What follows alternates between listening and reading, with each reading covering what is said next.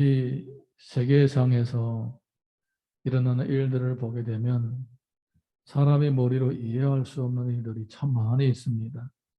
사람의 머리로 이해할 수 없는 일들을 불가사의라고 합니다. 불가사의. 도저히 이해가 안 된다고. 그래서 이렇게 인간이 이해할 수가 없는 사건들이 몇 가지가 있는데 그 중에 대표적인 거 제가 한번 찾아봤는데 그림 한번 보겠습니다. 그림. 이거 이집트 후프 피라미드라고 합니다. 한 3,500년 전에 지어진 건데 그 당시에 어떻게 저렇게 큰 돌, 그렇고 저렇게 많은 돌, 저렇게 정교하게 쌓아놨을까? 무덤입니다. 무덤. 사람의 무덤인데 지금 사람들도 저렇게 못한다고 합니다. 그리고 그때에 어떻게 저거를 했을까? 이 첫 번째 불가사의. 또 다음 보겠습니다. 이거는 올림피아 제우스 신전입니다. 올림피아 제우스 신전. 이 얼마나 큰가? 이것도 수천 년 전에 만들어진 겁니다. 저기에 하얀 옷을 입은 사람이 보이죠? 그 사람하고 건물을 한번 비교해 보십시오. 얼마나 큰지. 지금도 어느 도시에 저만큼 높은 건물이 있으면 눈에 띌 정도입니다. 그런데 저 수천 년 전에 저렇게 큰 건물을 만들고 신전을 만들었다는 거, 그리고 저렇게 아름답고 정교하게 만든다는 거, 상상조차도 하기 어렵다. 이것도 불가사의다. 저거는 다 무너지고 남은 일부분이었습니다. 그 전체는 얼마나 웅장하고 놀랍겠습니까? 다음에 보겠습니다. 이거는 영국의 스톤헨지입니다. 스톤헨지. 저거 누가 최근에 쌓아놓은 게 아니에요. 적어도 수천 년 전에 누가 저렇게 쌓아놓은지도 모릅니다. 뭐 하려고 저렇게 만들어 놓은지도 모릅니다. 예. 저 돌이 저게 작은 돌이 아니에요. 어마어마하게 큰 돌입니다. 집채만한 큰 돌입니다. 저렇게 쌓아놓은 거예요. 저거는 무덤인지, 뭐 천문을 관찰하는 천문대인지, 뭐 하려고 만들어 놓은지도 모릅니다. 근데 신기한 불가사의. 다음에 또 보겠습니다. 예, 이거는 우리가 다 잘 아는 거죠. 예, 가보신 분도 많죠? 예, 놀랍습니다. 조금만 보면 놀랄 게 없습니다. 근데 저게 얼마 기냐? 무려 12,000km가 됩니다. 산해관에서 가옥관까지 저 산 능선을 쭉 타고 12,000km를 쌓은 거예요. 뭐 집에 앞마당만 쌓아놓은 게 아니라 저렇게 큰 공사를 어떻게 했을까? 너무 신기한 거예요. 불가사의. 위성이 지구를 돌 때에 이쪽으로 중국 쪽으로 돌면 저게 그냥 벨트, 사람의 허리에 띈 띠처럼 쫙 보인대요. 공중에서. 불가사의. 적어도 하나의 불가사의. 네, 그 다음에 또 하나 보겠습니다. 예, 브라질의 예수상입니다. 저렇게 높은 산 꼭대기에다가 큰 예수상, 예수님의 초상 이렇게 딱 이렇게 다리를 펴는 걸 만들어내는데 적어도 하나의 불가사의다 이렇게 얘기를 하고 있습니다. 사람이 어떻게 저렇게 만들 수가 있었을까? 사람이 만들어 놓은 이 어떤 구조물 가운데서 상상조차 하기 어려운 것들을 몇 개를 살펴봤습니다. 그런데 사람이 만들어 놓은 이런 물건들 가운데서 불가사의도 있지만은 우리 인류의 역사 가운데서 가장 큰 불가사의는 뭔가 바로 예수 그리스도의 부활이십니다. 할렐루야. 예, 예수님은 십자가에 못 박혀 죽으셨을 때에 생물학적으로 이미 사망 상태가 되신 거예요. 사람이 산 사람을 찌르면요, 피가 나옵니다. 근데 이미 숨을 진 사람을 찌르면 피하고 물이 섞여서 나옵니다. 우리 성경을 보게 되면 예수님이 돌아가신 다음에 밑에 있는 병사가 창으로 허리를 찔렀는데 허리에서 물과 피가 섞여 나왔다고 합니다. 이미 혈액순환이 안 되는 상태라는 거예요. 이미 동맥, 정맥 다 정지된 상태, 심장이 정지된 상태예요. 그러니까 찌르니까 물과 피가 나오는 거예요. 생물학적으로 사망 상태가 된 사람이 그리고 이 천으로 들들 감아서 돌 무덤에다가 넣어놓은 사람이 어떻게 돼서 부활을 했냐, 어떻게 돼서 다시 살아났느냐.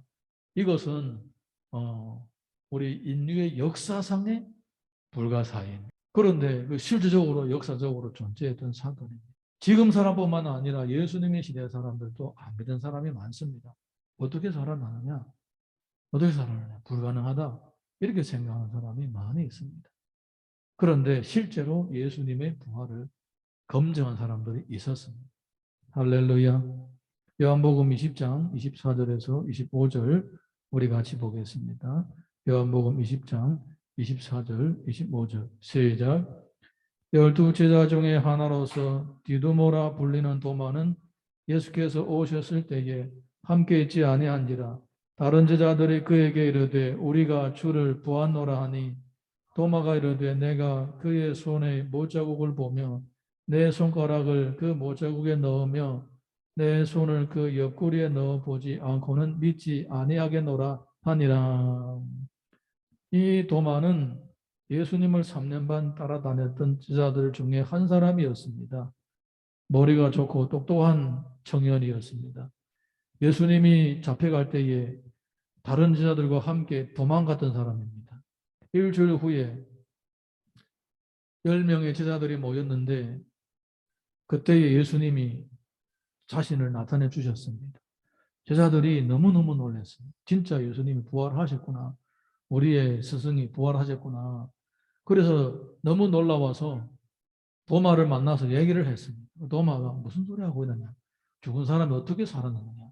나는 이 손에 있는 이 못자국 만져보고 옆구리에 있는 창자국을 만져보기 전에는 못 믿겠다. 이렇게 얘기를 하는 거예요. 다른 사람의 말을 못 믿겠다. 내 눈으로 한번 확인해 봐야 되겠다. 이렇게 얘기를 하는 거예요. 자, 우리 다음 성경 구절을 읽어보겠습니다. 26절에서 27절 시작. 여드레를 지나서 제자들이 다시 집안에 있을 때에 도마도 함께 있고 문들이 닫혔는데 예수께서 오사 가운데 서서 이르시되 너에게 평강이 있을지어다 하시고 도마에게 이르시되 내 손가락을 이리로 내밀어 내 손을 보고 내 손을 내밀어 내 옆구리에 넣어보라. 그리하여 믿음이 없는 자가 되지 말고 믿는 자가 되라. 아멘. 여드레 후에 제자들이 모일 때에 마침 그날에는 도마도 있은 거예요. 도마도. 네, 도마도. 전주에는 없었는데 어떻게 이번 주에는 있는 거예요. 근데 그 당시에 예수님이 제자들에게 나타나신 것입니다. 네. 그러면서 도마를 보고 너희 손가락을 이 못자국에다 넣어보고 내 옆구리 창자국에다가 넣어보라. 이렇게 말씀하시는 거예요. 도마가 갑자기 누가 고발을 했나? 내가 한 말을 고백했나? 어떻게 예수님께서 이렇게 아냐? 그럴 생각할 겨를조차도 없이 예수님이 나타나시니까 그냥 놀래 번져지는 거예요. 그래서 그 즉시로 나의 주, 나의 하나님이십니다. 라고 고백을 하는 것입니다. 그러니까 예수님을 따라다녔던 제 아들 중에서 도마는 드디어 마지막으로 예수님의 부활을 친히 보게 되고 만져보게 되었던 거예요.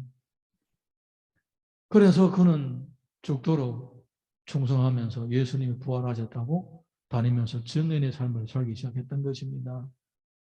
예수님이 다른 제자들도 마찬가지입니다. 예수님이 부활했다라고 하는 것. 근데 믿는 사람들이 많을 거 아니에요. 본인들이 직접 보기도 하고 본 사람도 그 외에도 따로 있고 이러니까 너희들 부활을 전하지 말라. 부활을 전하면 혼난다. 그래도 계속 부활을 전합니다. 부활을 전하면 감옥에 가다 놓습니다. 나중에는 부활을 전하는 사람을 죽이기도 합니다. 근데 우리가 본 것을 어떻게 우리가 판단할 수가 있느냐 이것입니다. 우리가 직접 눈으로 봤는데 직접 손가락으로 이렇게 만져봤는데 어떻게 안 믿을 수가 있느냐 이거예요. 여러분 내가 직접 나의 오감으로 확인된 사실을 아니다라고 부정할 수가 있습니까? 네, 부정할 수가 없는 거예요. 그 당시에 제자들과 500명 신도들은 주의 부활하는 몸으로 봤습니다. 그렇기 때문에 그들은 목에 칼이 들어와도 내가 본 것을 안 봤다고 말할 수가 없다. 그렇게 얘기를 할 수가 있었던 거예요. 그래서 예수 그리스도의 부활은 역사적인 사건이다라는 것입니다. 할렐루야. 근데 이 예수 그리스도의 부활을 믿는 사람들에게는 어떤 역사가 일어나느냐? 이 생명의 역사가 일어나는 거예요. 생명의 역사. 우리 고린도전서 15장 19절에서 20절까지 읽어보겠습니다. 고린도전서 15장 19절에서 20절까지 시작. 만일 그리스도 안에서 우리가 바라는 것이 다만 이 세상 삶뿐이면 모든 사람 가운데 우리가 더욱 불쌍한 자일이다.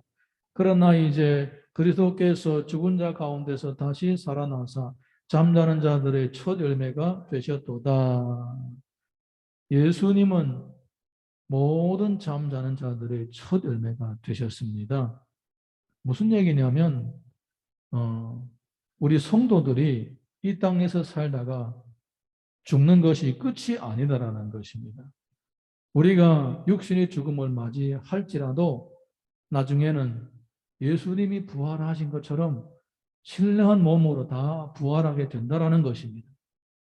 그것을 예수님이 직접 보여주신 거예요. 할렐루야. 그러니까 우리가 지금 이 땅에서 살면서 안 믿는 사람 섞여 살면서 죽게 되면 다 묻히거나 요즘에는 화장터 가서 태우기도 합니다만은 어디 간지 모릅니다. 시간이 지나면 다 없어집니다. 예, 나중에는 뼈까지도 다 썩어버립니다. 그래도 무덤이 있는 분들은 무덤이 그래도 오랫동안 있지만 무덤 안에 다 비어있어요. 다 흙이에요. 없어요.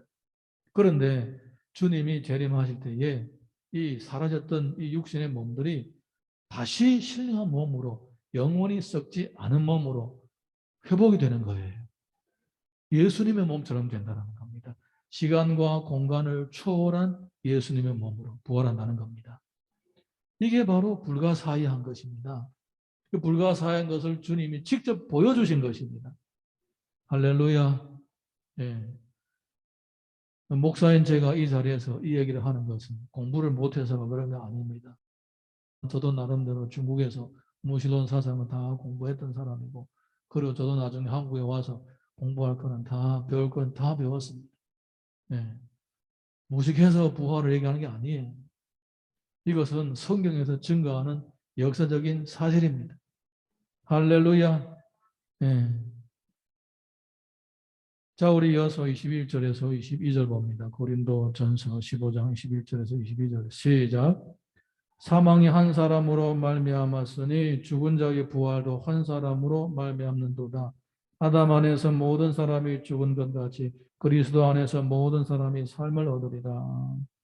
이렇게 이 세상을 망가뜨리는 죄가 한 사람인 아담으로 이 땅에 들어왔는데, 이 죄 가운데 빠져서 망가지고 있는 이 영혼들을 구원하는 그 역사도 한 사람인 예수 그리스도로 말미암아 이루어진다라는 것입니다. 예, 망가뜨리는 사람이 있고 회복시키고 신령한 부활의 몸을 가지도록 또 본을 보여주시는 분이 계시는 것입니다. 그래서 우리가 예수 그리스도를 믿고 주님의 은혜를 입은 자들은 예수님처럼 나중에 신령한 몸을 얻게 된다는 거예요. 자, 우리 이어서 고린도전서 15장 23절에서 26절 보겠습니다. 시작. 그러나 각각 자기 차례대로 되리니 먼저는 첫 열매인 그리스도요, 다음에는 그가 강림하실 때에 그리스도에게 속한 자요, 그 후에는 마지막이니 그가 모든 통치와 모든 권세와 능력을 멸하시고 나라를 아버지 하나님께 바칠 때라. 그가 모든 원수를 그 발 아래에 둘 때까지 반드시 왕노릇 하시리니 맨 나중에 멸망받을 원수는 사망이라. 아멘. 예수 안에 있는 모든 자들은 부활의 생명을 누리게 됩니다. 자, 살아서 이 세상에서 살아있는 동안에 만약에 주님이 재림하시면 육신의 죽음을 맛보지 않고 그대로 신령한 몸으로 변화된다고 기록되어 있습니다. 그리고 죽은 자들은, 돌아가신 분들은 육신의 몸이 썩었지만은 그 다시 회복이 되어서 신령한 몸이 되는 것입니다. 그러니까 주님이 재림하실 때에 어쨌든 우리 지금 이 삶은 반드시 언젠가 끝나게 되는 거예요. 자연 사망으로 내가 죽든가 아니면 주님이 오시는 날에 내가 눈을 뜨고 주님의 오심을 보든지 언젠가 이 인생은 마무리되는 거예요. 그 다음에 이어지는 것은 무엇이냐? 바로 신령한 몸이다. 이것입니다. 이 신령한 몸을 입을 수 있는 것, 영원한 이 신령한 몸을 입을 수 있는 것은 전적으로 예수 그리스도의 공로 때문입니다. 할렐루야. 자, 우리 그림 하나 좀 보여주세요. 예. 이 그림은, 메슬로우라는 사람, 이 심리학자 메슬로우라는 사람이 연구했던 이 결과물입니다. 이 사람은 욕구가 있다라는 겁니다. 욕구. 사람의 욕구가 5단계로 나눠져 있다라는 거예요. 사람의 기본 욕구, 제일 낮은 단계 욕구는 뭐냐? 제일 낮은 단계 욕구가 바로 제일 밑에 있는 거예요. 보셨죠? 제일 밑에 있는 거 생리적 욕구입니다. 생리적 욕구, 식욕, 뭐 성욕 이런 거 생리적 욕구를 얘기를 하는 거예요. 옛날에 그 중국의 오래된 뭐 책들 보게 되면 주서 싱예라는 것처럼 사람은 욕구가 있는 거예요. 이게 욕구가 가장 낮은 단계의 욕구다 이 말입니다. 이 사람이 이 생리적인 욕구가 만족이 되면 그 다음에는 그 위에 단계의 욕구를 이제 갈망을 한다는 겁니다. 먹을 거 있고 그리고 가정 생활을 하게 되면 그 다음에는 안전의 욕구가 생긴다는 겁니다. 안전의 욕구. 그러니까 내가 지금 누리고 있는 이것들이 잘 먹고 잘 사는 이것들이 안정적으로 지속되기를 원한다는 거예요. 그래서 이거를 지키려고 하는 거예요. 그 다음에 예. 없는 사람은 지킬 것도 없잖아요. 내 주머니가 텅텅 비어 있는데 뭐 버스 탈 때 뭐 소매치기를 무서워합니까? 뭐 없는 사람은 잃을 것도 없잖아요. 그런데 내가 일단 이 생리적인 욕구 채워지게 되면 그거를 지키고자 하는 욕구가 있다라는 겁니다. 오래도록 가져가려고 하는 욕구가 있다라는 겁니다. 그게 안전에 대한 욕구입니다. 예. 그 다음에는 뭐냐? 안전에 대한 욕구, 어느 정도 내가 안정적인 생활을 하게 되면 그 다음에는 사회적인 욕구가 생긴다는 것입니다. 사회적인 욕구다라는 것은 사람과 사람 사이의 교제를 의미하는 것입니다. 예. 사회에서 사람과 사람과 교제를 하는 거예요. 여러분이 뭔가 내가 잘 안 되고 우울하고 일이 안 풀릴 때 사람 만나고 싶지 않죠? 예. 그런데 뭐가 잘 됩니다. 그러면 어떻게 남한테 얘기하고 싶죠. 남하고 만나고 교제하고 싶고 나의 기쁨을 나누려고 하는 이런 욕구가 있는 거예요. 사회적 욕구가 있는 거예요. 누군가와 소통하고 싶어 하는 거예요. 예, 이 사회적 욕구가 만족시키면 또 그 다음 단계의 욕구를 또 원한다는 겁니다. 존경의 욕구. 사람들하고 교제하고 사귈 때에 멸시를 받고 뭐 무시당하는 것이 아니라 인정받고 존경받기를 원한다는 겁니다. 이런 욕구가 있다는 거예요. 그 다음에 이제 제일 높은 단계는 자아 실현의 욕구다라는 겁니다. 자아 실현의 욕구. 그러니까 내가 어떤 인생을 살고 싶어 하는가? 내 인생의 목표는 뭔가? 내 인생의 가치는 무엇인가? 이런 것들을 비전을 가지고 그거를 추구하는 삶을 의미하는 거예요. 자아 실현, 성공에 대한 이런 느낌, 성공에 대한 이 성취감 이런 것들을 추구한다는 거예요. 네. 이렇게 사람이 살아가면서 생리적인 욕구, 안정에 대한 욕구, 사회적인 욕구, 존경에 대한 욕구, 자아실현 욕구가 있다라는 겁니다. 근데 예를 들어서 이런 것들을 얻었다. 그러면 끝나느냐? 아닌 거예요. 이것을 얻은 사람은 이것을 영원히 지속되기를 원하는 거예요. 그 다음에는. 이것이 영원히 지속되기를 원하는 거예요. 그래서 옛날에 황제라든가 이런 사람들은 이런 욕구가 다 만족됐잖아요. 그렇죠?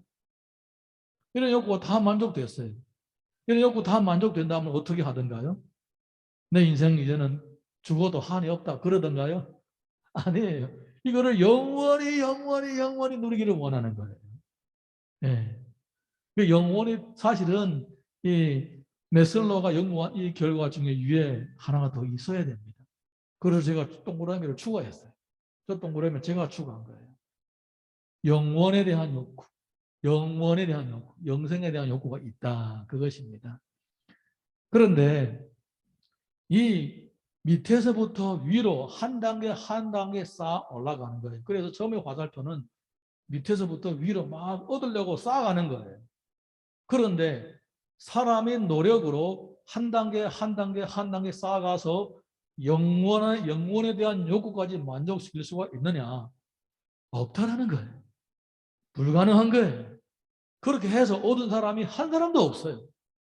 그러면 이 모든 욕구를 어떻게 만족할 수가 있느냐? 이 모든 욕구를 만족할 수 있는 은혜는 밑에서부터 쌓아가서 얻어진 것이 아니라 위에서부터 내려오는 거예요. 할렐루야. 하나님이 위에서부터 주시는 거예요. 예. 그 주시는 첫 번째 단계가 뭐냐? 바로 부활 생명을 얻게 하는 거예요. 예수 그리스도를 믿고 십자가의 속죄의 은혜로 죄가 해결이 되고 부활의 생명을 얻게 함으로써 이 모든 것이 이루어지고 영원히 지옥되게 만들어 주시는 거예요. 여러분, 이 놀라운 진리를 성경에서 오늘도 우리들에게 증거하고 있는 것입니다. 여러분, 지금 어느 단계에서 집착하고 있습니까? 생리적 욕구의 단계에서 집착하고 계십니까? 있는 것을 지키려고 하는 단계에 집착하고 있습니까? 아니면 사람들하고 만나고 교제하고 그걸 하고 싶어하는 그런 욕구에 집착하고 있습니까? 누가 내 존경을 받고 싶어하는 이런 욕구에 집착하고 있습니까? 내가 목표를 세워서 이루고자 막 혼인의 힘을 다하고 거기에 집착하고 있습니까? 이거는 전부 다 사람의 노력으로 얻고자 하는 것입니다. 어느 정도까지는 가능한데 근데 어느 정도 딱 되면 부딪히게 되는 거예요. 더 이상 한계에 부딪혀서 갈 수 없는 상황이 되는 겁니다. 하지만 하나님의 주시는 은혜는 그렇지 않습니다. 하나님의 주시는 은혜는 밑에서 위로 쌓아 올라가는 것이 아니라 위에서부터 내려오는 거예요. 네. 할렐루야. 자, 우리 이사야서 65장 17절에서 20절 한번 읽어보겠습니다. 이사야서 65장 17절에서 20절까지 다 같이 시작. 보라 내가 새 하늘과 새 땅을 창조하나니 이전 것은 개업되거나 마음에 생각나지 아니할 것이라. 너희는 내가 창조하는 것으로 말미암아 영원히 기뻐하며 즐거워할지니라. 보라 내가 예루살렘을 즐거운 성으로 창조하며 그 백성을 기쁨으로 삼고 내가 예루살렘을 즐거워하며 나의 백성을 기뻐하리니 우리 소리와 우는 소리와 부르짖는 소리가 그 가운데에서 다시는 들리지 아니할 것이며 거기는 날 수가 많지 못하여 죽는 어린이와 수완이 차지 못한 노인 다시는 없을 것이라. 그 백세에 죽는 자를 젊은이라 하겠고 백세가 못되어 죽는 자는 저주받은 자이리라. 아멘. 하나님의 자녀로서 거듭난 삶을 살게 한다는 것입니다. 이 부활의 생명을 얻은 자는 거듭난 자의 삶을 살게 되는 겁니다. 부활의 생명을 얻은 자는 새 창조의 피조물이라는 겁니다. 새롭게 창조되었다는 겁니다. 거듭났다는 겁니다. 그러니까 내가 예수 믿기 전하고 믿은 다음하고는 현저한 변화가 있다는 겁니다. 이거는 질적인 변화가 일어나는 것입니다. 옛날에는 부활의 생명이 없는 자로서 살아가는데 이제는 부활의 생명이 있는 자로서 살아간다는 겁니다. 그래서 이 부활의 생명을 가진 자로서 하나님의 나라의 법칙을 따라서 살아갈 때에 이 부활의 생명이 삶 가운데서 열매를 맺게 되는 거예요. 이것을 가르쳐 믿음으로 산다라고 하는 거예요. 믿음으로 산다. 그래서 부활의 생명을 얻은 자는 옛날의 삶으로 방식으로 사는 것이 아니라 새로운 방식, 새로운 원리, 새로운 법칙에 따라서 삶으로서 완전히 다른, 어제만 해도 달라는 그렇게 살았는데 오늘부터는 전혀 다른 이런 사람이 되었다라는 거예요. 그런데 내가 부활의 생명을 얻어도 부활의 생명을 이긴 있어도 계속 옛날의 방식으로 살게 되면 그냥 옛날의 모습으로 변화가 없는 모습으로 열매가 없는 것으로 사는 거예요. 그런 믿음을 가르쳐 죽은 믿음이다 얘기를 하는 것입니다. 죽은 믿음이다. 생명은 가지고 있으나 생명은 그냥 그대로 싹도 태워본 적이 없이 그대로 그냥 진행되는 거예요. 여러분 계란 우리 이제 예배 끝나고 부활 계란을 나누어 가져갈 것인데 이 계란을 부화를 할 때에 가만히 놔두면 저절로 부화되는 게 아니에요.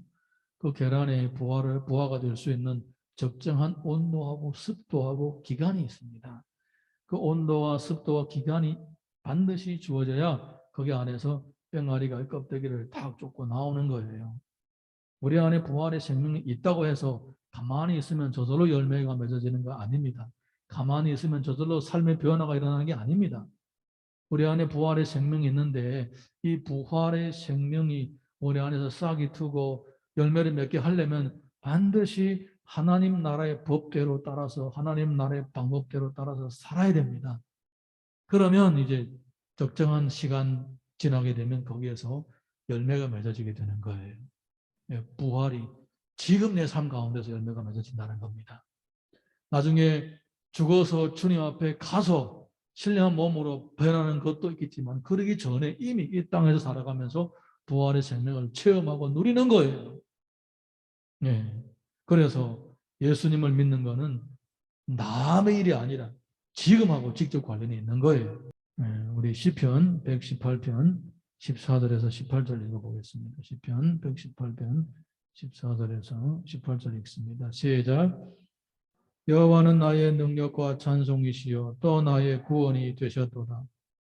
의인들의 장막에는 기쁜 소리, 구원의 소리가 있으며 여호와의 오른손이 권능을 베푸시며 여호와의 오른손이 높이 들렸으며 여호와의 오른손이 권능을 베푸시는도다. 내가 죽지 않고 살아서 여호와께서 하시는 일을 선포하리로다. 여호와께서 나를 심히 경책하셔서도 죽음에서는 넘기지 아니하셨도다. 이 부활에 얻은 자의 마음에는 감격이 있더라는 거예요. 노래하고 싶고 찬양하고 싶고 감격이 있는 거예요. 예. 그래서 내가 받은 은혜를 다른 사람에게도 증거하는 것입니다. 이 부활의 생명은 모든 사람에게 주어진 것이 아닌 거예요. 하나님이 선택받은 사람에게만 주어지는 것이고 그 부활의 생명을 부활 생명에 주어진 사람들 중에서도 하나님의 나라의 법칙대로 따라서 사는 사람에게 그 부활의 생명이 나타나는 거예요. 그래서 우리가 말씀을 따라 사는 삶은 은혜 중에 은혜인 것입니다. 시편 118편 19절에서 24절 읽어보겠습니다. 다 같이 시작. 내가 의의 문들을 열지어다. 내가 그리로 들어가서 여호와께 감사하리로다. 이는 여호와의 문이라 의인들이 그리로 들어가리로다. 주께서 내게 응답하시고 나의 구원이 되셨으니 내가 주께 감사하리이다. 건축자가 버린 돌이 집 모퉁이의 무리돌이 되었나니 이는 여호와께서 행하신 것이요 우리 눈에 기이한 바로다. 이 날은 여호와께서 정하신 것이라. 이 날에 우리가 즐거워하고 기뻐하리로다. 아멘. 이렇게 주님의 부활이 우리의 행복이 되는 것입니다. 주님의 부활을 믿고 또 그 생명을 가지고 살아가는 사람들에게는 현세의 삶 가운데의 변화가 끊임없이 일어날 뿐만 아니라 또한 이 땅을 떠나서 주님 앞에 갈 때에 부활한 신령한 몸을 얻게 되는 이 이중적인 복을 받게 되는 것입니다.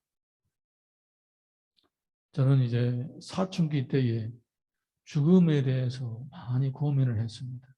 사춘기 내내 죽음에 대해서 고민을 했습니다. 사람은 몇 살까지 살면 만족할까? 만년을 살면 만족할까? 내가 만약에 만년을 산다면, 만년을 지난 다음에, 그 다음에 죽는다면, 과연 만년에 무슨 의미가 있을까? 만년에 만년을 더 살면, 그러면 어떨까? 한 1억 년 살면 어떨까? 1억 년 산다 해도 1억 년 다 산 다음에 끝나니까. 그러면 그게 뭐 만년이든 1억 년이든 무슨 의미가 있을까? 어쨌든 언젠가 끝나는 건데, 이런 생각을 했었습니다. 사람이 정말로 죽은 후에는 아무것도 없는가? 사람이 죽은 다음에 혹시 꿈꾸는 거는 같지 않는가? 우리가 꿈을 많이 꾸는데 좋은 꿈을 꿀 때도 있는데 악몽을 꿀 때도 있는데 만약에 죽은 다음에 악몽을 꾼다고 생각해 보면 이 악몽이 지속적으로 계속 지속된다면 얼마나 두려울까? 이런 생각도 했습니다. 그 남하고 싸울 때에 만약에 내가 죽었다. 그러면 이 짧은 인생 얼마나 가치 없이 죽는 것인가? 진짜 개죽음이다. 근데 내가 누구를 때려서 누구를 죽였다. 내 법의 심판을 받아서 총살당했다. 그러면 그 사람의 목숨하고 내 목숨하고 내가 죽어서 바꾸겠는가? 진짜 내 목숨하고 그 사람 목숨하고 내가 바꿔도 내가 수지 맞는가? 1대1로 바꿔도 수지 맞는가? 이런 생각을 해봤습니다. 별 생각 다 하죠. 예. 어쨌든 저는 그렇게 생각을 했어요. 내가 10사람을 죽이고 내가 죽어도 나는 수지를 안 맞는 것 같더라고요. 실제로 그렇더라고요. 내가 열 사람을 죽인들, 그 사람들 죽인 것 때문에 내가 죽는다면 미치는 것 같아요. 미치는 것 같아요. 그래서 저는 중학교 때부터 안 싸웠어요. 싸움을 안 했어요. 네. 그 전에는 뭐, 어쨌든.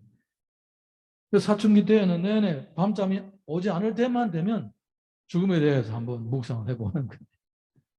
근데 신기하게도 예수님을 믿은 다음에 이 문제가 다 해결이 됐습니다. 할렐루야. 부활의 생명을 얻은 자가 되었습니다. 내가 만약에 살다가 살다가 주님이 오시면 바로 주님을 만나게 되고 신령한 몸을 얻게 되고, 내가 만약에 이 생에 살다가 죽은 다음에 나중에 주님이 오신다면 뭐 몸이 어디 가서 흙이 되어버렸더니 다시 신령한 몸으로 다시 만들어져서 주님을 맞이하게 되고, 그리고 이 땅에서 살아가는 동안에도 부활의 생명으로 살아가게 되는 거예요. 이렇게 참 행복한 일이 어디 있을까? 할렐루야. 부활의 생명을 얻는 것은 최고의 행복입니다. 네, 이것만큼 소중한 것은 없습니다. 고린도후서 5장 17절 보겠습니다. 다 같이 읽습니다. 시작. 그런즉 누구든지 그리스도 안에 있으면 새로운 피조물이다. 이전 것은 지나갔으니 보라 새 것이 되었도다. 그리스도 안에 있는 모든 사람은 부활의 생명을 얻은 새로운 피조물인 거예요. 부활의 생명이 있어요. 네. 할렐루야. 고린도후서 4장 16절 보겠습니다. 시작. 그러므로 우리가 낙심하지 아니하노니 우리의 겉사람은 낡아지나 우리의 속사람은 날로 새롭도다. 육신의 몸은 점점 부패해질지라도 이 부활의 생명은 점점 더 자라나게 되고 점점 더 많은 열매를 맺는 것입니다. 요한복음 11장 25절에서 26절 읽습니다. 시작. 예수께서 이르시되 나는 부활이요 생명이니 나를 믿는 자는 죽어도 살겠고 무릇 살아서 나를 믿는 자는 영원히 죽지 아니하리니 이것을 내가 믿느냐. 주님은 오늘도 이 자리에 계시는 여러분들, 그리고 온라인에서 함께 예배를 참석하시는 모든 우리 교회 지체들에게 묻습니다. 이것을 내가 믿느냐. 부활의 생명을 얻은 자는 영원한 생명이 보장이 되고, 그리고 이 땅에서 살아갈 때에 부활의 생명으로 살아갈 수 있는 기회가 주어지게 되는 것입니다.